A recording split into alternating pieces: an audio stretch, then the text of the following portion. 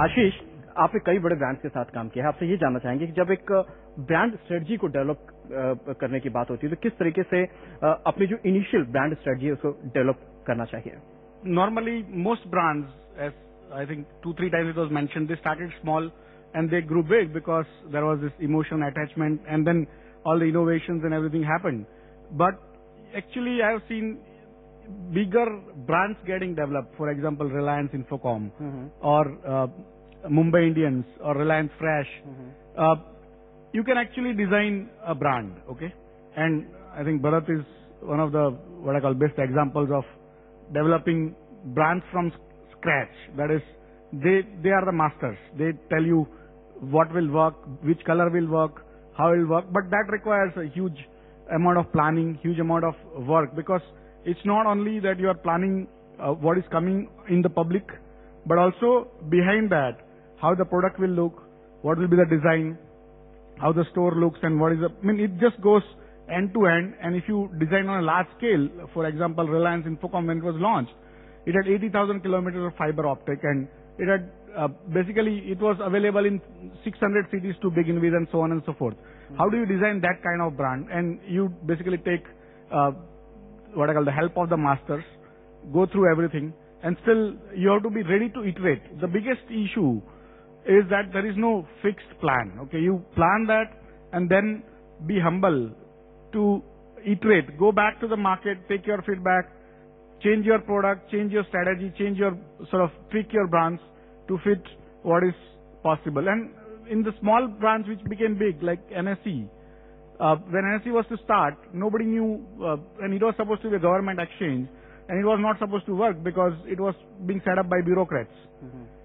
And it was really, really tough going to the markets. I can see a lot of my brokers sitting here those days, and they would say, boss, what do you know about stock market? We know much more because we have been there for 4 generations and 5 generations. Okay. And from there, you kind of take that up. And another brand which I have seen developing is what we call Nifty. I don't know how many of you have heard of a brand called Nifty, which was basically a what I call a programming sort of programming mistake. NSE 50. So the programmer had to write a lot of codes, and he started writing NFTY, you know. And so we started calling it Nifty, and I kind of started branding it Nifty. And then I got a letter from my regulator saying... And then it became Nifty 50. हमारे साथ India mart की तरफ से विकास अग्रवाल भैया। विकास, जब brand strategy decide करते हैं, आप इतने सारे एसएमई से आपका डे टू डे इंटरेक्शन होता है, ब्रांड स्ट्रेटजी कितनी इंपॉर्टेंट है इसके लिए, और पहला स्टेप क्या होना चाहिए ब्रांड स्ट्रेटजी के लिए? पहले तो थॉट क्लियर होने चाहिए कि बनाना क्या चाहते हैं। जैसे आपने कहा कि हमने सिर्फ वड़ा पाव ही बेचा, वहां पे समोसे की भी फरमाइश है, वहां पे ये भी फरमाइश है, but we stick to very clear basics. एक ही प्रोडक्ट बेचना है, उसी पे फोकस रखना है। बहुत क्लियर थॉट होना चाहिए, उसके नीचे आउटलाइन वैल्यू होनी चाहिए। टाटा वाले आज भी कहते हैं हम इस्पात भी हम बना लेते हैं। So the outline value says trust is the value. Product तो बनता जाएगा उसके बाद जो भी है। सो थॉट्स और वैल्यू मेरे हिसाब से 2 खास आइटम है जिस पे काम शुरू होना चाहिए। बाकी तो राजीव, जैसा अभी बात हो रही थी, मिस्टर गुप्ता ने भी बताया कि 10,000 रुपए का उनका पहला मार्केटिंग बजट था, जो कि अपने आप में ये प्रूफ करने के लिए काफी है कि ब्रांड बनाने के लिए पैसे की कम और दिमाग की ज्यादा जरूरत होती है। किस तरीके की स्ट्रेटजी, जब इस तरह की स्ट्रेटजी तैयार करनी, क्या क्या बातें दिमाग में रखनी चाहिए ब्रांड के लिए? आप देखिए कि एक आप हेयर कट लेने जाएं और आपको बहुत पसंद आए और हर बार आप कहें कि मुझे वहीं पे हेयर कट लेना है, तो वो भी एक ब्रांड बन गया। आपको कहीं रोड साइड पे गोलगप्पे पसंद है और आपको वही खाना है, तो वो भी ब्रांड है। तो ब्रांड के लिए पहचान बड़ी इंपॉर्टेंट है, और पहचान में जो एक और इम्पोर्टेंट चीज है नाम के साथ, जो कि जैसे भरत जी ने बताया कि पर्सनैलिटी बिल्डिंग, वो है कि रीबाय, आप दोबारा उस चीज को लेना चाहें, तो तभी वो ब्रांड सक्सेसफुल है। और कभी बहुत एस्टैब्लिश्ड कंपनीज हैं, उनका बड़ा नाम रहता है मार्केट में, और वो किसी नए प्रोडक्ट में भी जाती हैं, नई सर्विसेज में जाती हैं, अपने उसी नाम का इस्तेमाल, तो वन टाइम एंट्री उनके लिए बहुत आसान हो जाती है, बिकॉज उनका ब्रांड एस्टैब्लिश हो गया। लेकिन अल्टीमेटली जब तक डिलीवरी उस प्रोडक्ट की ठीक न हो, जब तक कस्टमर की सेटिस्फेक्शन लेवल ठीक न हो, तो उसको सस्टेन करना बड़ा मुश्किल रहता है। तो मुझे लगता है कि कंसिस्टेंट डिलीवरी, सिर्फ पहचान बनाना इंपॉर्टेंट नहीं है, लेकिन इंश्योर करना कि वो रीबाय की तरफ बढ़ता चला जाए। और मैं समझता हूं कि दोनों एंटरप्रेन्योर्स जिसके केस हमने देखे दोबारा उस प्रोडक्ट को यूज करना अपने आप में ये एक पुल क्रिएट करता है कि हाँ आपने एक ब्रांड बनाया है, और तभी उस ब्रांड को सक्सेसफुल माना जा सकता है। वरना ऐसा भी हो सकता है कि आप कहें कि ये प्रोडक्ट मुझे पसंद नहीं। ओके, मनीष गर्ग साहब, आपने एवरेस्ट इंडस्ट्रीज के लगातार हम टीवी पे इन दिनों ऐड देखते हैं, क्या वास्तव में बहुत ज्यादा पैसा खर्चे अगर कोई तभी एक अच्छा ब्रांड क्रिएट हो सकता है, या फिर सही स्ट्रेटजी एक अच्छे ब्रांड को बना सकती है? पैसे की जहां तक सवाल है, पैसा उतना जरूरी नहीं है। I think it is innovation, it is your thinking, it is your gut feel, and I believe it is your offering, it is your product and the delivery which also helps build the brand. So how we did it was that we started to understand the gaps. There was a product available and we had to compete in this particular category with the likes of Tatas and people like that who were very much established. So we tried to understand what were the gaps, and one of the thing, and that lady also said, one was there was nobody talking about promoting pre-engineered buildings as something which helps you build your business faster. That thing struck us, and we said, when a businessman looks at making a building, he looks at buying cement and steel and contractor, and it's a painful process. Okay. So what can make him relax? And we said that if we can handle all that on his behalf, so we gave it a tagline of relax. We will handle your buildings. You keep doing what you are best at. And that really gave us a great head start. So I would say we didn't spend too much of money, but we thought that we would take a media which nobody has taken till now, and we will talk about not only Everest pre-engineered buildings, but pre-engineered buildings in general, in terms of the relaxed part, that how easy your job will become if you were to opt for a pre-engineered building. And Everest eventually will get somewhere registered. So we took the industry leadership kind of a position, and we took the mass media, what you see on the TV or on the ad, to drive home the point that once you select the building. आपने जो बात कही, लेकिन उसमें एक चीज बड़ी important आपने बताई कि इसमें एक ये भी बात आपने जो कही कि कहीं ना कहीं मास मीडिया में जाने की जरूरत थी आपको, जो आपने स्टेप लिया, क्योंकि आपकी कंपनी की साइज वैसी थी कि आप उसको अफोर्ड कर सकते थे। भरत, लेकिन आपसे जानना चाहेंगे कि जब आज के दिन में हम ऑप्शंस की बात करते हैं, प्रमोशन की, जब अपने ब्रांड प्रमोशन की बात करते हैं, क्या क्या ऐसे ऑप्शन इस वक्त हमारे पास मौजूद है, क्योंकि हम न्यू एज मीडिया के जमाने में जी रहे हैं, क्या ऑप्शन मौजूद है जिससे कि हम सस्ते में अपने ब्रांड को हर किसी तक पहुंचा सकें? That depends on the brand, the market, and the target group. Okay. I think it's foolish to advertise in mainline newspapers or television if you're not present everywhere where your ads are seen, because then it's a wasteful expenditure.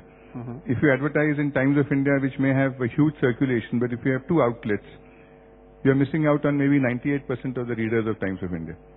I think it is very important. There's no hard and fast rule or a simple answer to this question of where you should advertise and how you should advertise, because it depends on what your market is, what your competition is, and most importantly, who is your target group. If you're talking to young people and you feel that by going on the net, you can create demand for that product, you can do that. You can put a thing on YouTube and get a lot of response for that.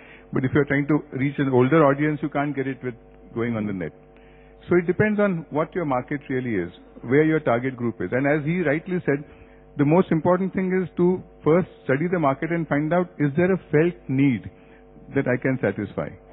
Just by saying that there's a huge market and saying that I'll come into this market does not work.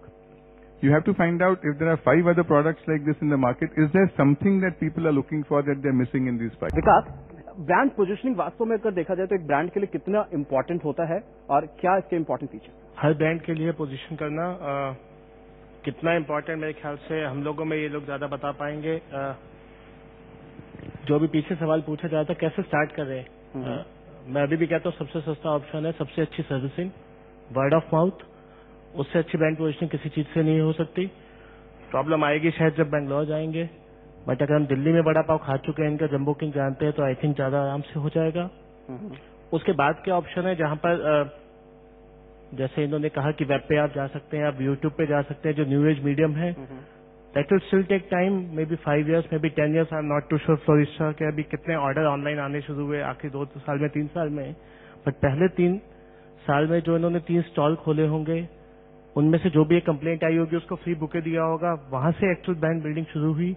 वो सबसे जरूरी तरीका है जिसका नाम है customer satisfaction और word of mouth. Lakshman, आप कुछ ब्रांडिंग के ऊपर बताना चाहते थे? बहुत सारी चीजों तो डिस्कस हुई है। I mean generally brand building तो कोई भी स्टेज पे हो सकती है। It is not that when they become corporates only they should do it. SMEs के लिए सबसे ज्यादा ब्रांडिंग की जरूरत है कंपेयर टू कॉर्पोरेट्स। और ये ऐसे नहीं है कि मार्केट में आके लिस्टिंग होके बड़ी कंपनियों का तभी करने की जरूरत है। It can start at any stage. सबसे छोटी सी छोटी एंटरप्राइज स्टार्ट होती है, वो लेवल से भी एफर्ट स्टार्ट हो सकती है। ये जैसा some of the I mean panelist have told, conviction बहुत इंपॉर्टेंट बात है। And the person should have a guts, मतलब कि एक लीडरशिप क्रिएट करने में एक सेगमेंट में बिलीफ होनी चाहिए, they should stick to it. एक वैल्यू सिस्टम क्रिएट करनी चाहिए and value added this thing and customer satisfaction goes very long way. Should create a brand loyalty, pull rather than push factors, they should rather concentrate on pull factors, customer satisfaction.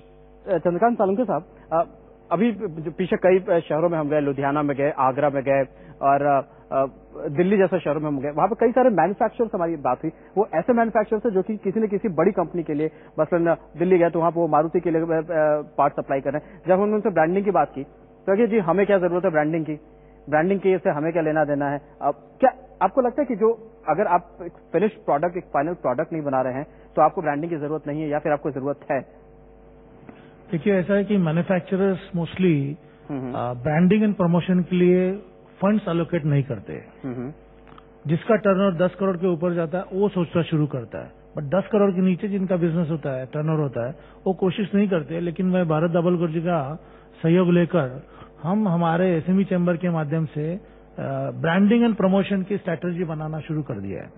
और उस माध्यम से मैं चाहता हूं कि देखिए, जब आप ब्रांडिंग की बात करते हो तो क्वालिटी की महत्वपूर्ण बात होती है।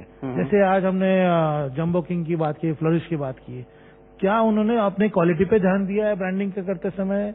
वो भी जो जरूरी है। क्या उन्होंने सड़े हुए बटाटे लगाए हैं क्या इसमें वड़ा में, या अपने सड़े हुए फूल लगाए क्या? नहीं, उन्होंने क्वालिटी पे ध्यान दिया है। इसके लिए आज की डेट में अगर देखा जाए कि कोई भी मैन्युफैक्चरर को, किसी भी कंपनी को, किसी भी कॉर्पोरेट को, किसी भी मल्टीनेशनल को